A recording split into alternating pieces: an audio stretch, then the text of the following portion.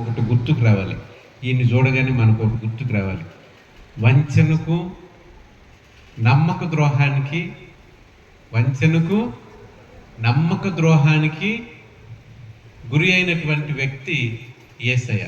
అందరూ చెప్పండి, వంచనకు నమ్మక ద్రోహానికి గురి అయినటువంటి వ్యక్తి యేసు ప్రభు.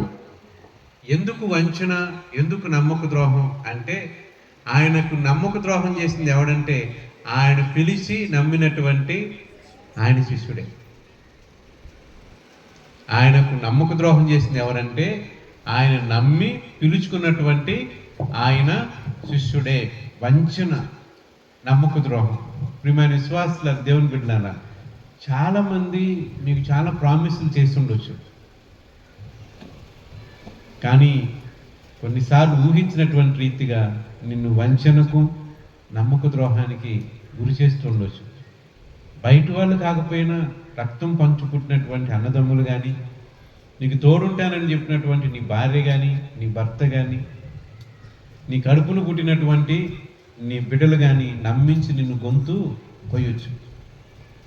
ఈయనను నమ్మించి గొంతు కోశారు. విధుల రాజా నీకు జయమన్నారు, లాస్ట్కి భుజం మీద సిలువను వేశారు. అయినా మరణించిన సిలువ స్వరూపం వెనుక పునరుత్థాన క్రీస్తు ఉన్నాడు. ఆయన పునరుత్థానుడు అవ్వాలంటే ఇది తథ్యం.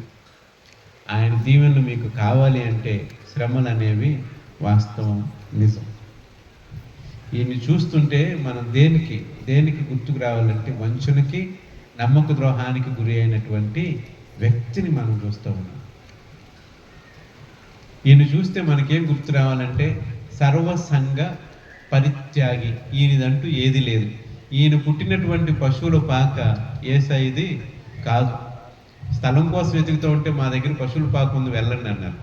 ఈయన్ని సమాధి చేసినటువంటి సమాధి కూడా ఈయనది కాదు. ఈయన ఏం చెప్తున్నాడంటే నాదంటూ ఏది లేదు, సర్వసంగ పరిత్యాగి. ఆయన ఇచ్చే సందేశం కూడా అదే, నీదంటూ ఈ లోకంలో ఏది ఉండదు, నీదంటూ ఈ లోకంలో ఏది ఉండదు. కనుక ప్రియమైన విశ్వాసులారా, వంచనకు, నమ్మక ద్రోహానికి నిలువెత్తు నిదర్శనం యేసయ్య. రెండోది సర్వసంగ పరిత్యాగి. ఆయన జీవించినటువంటి విధానం,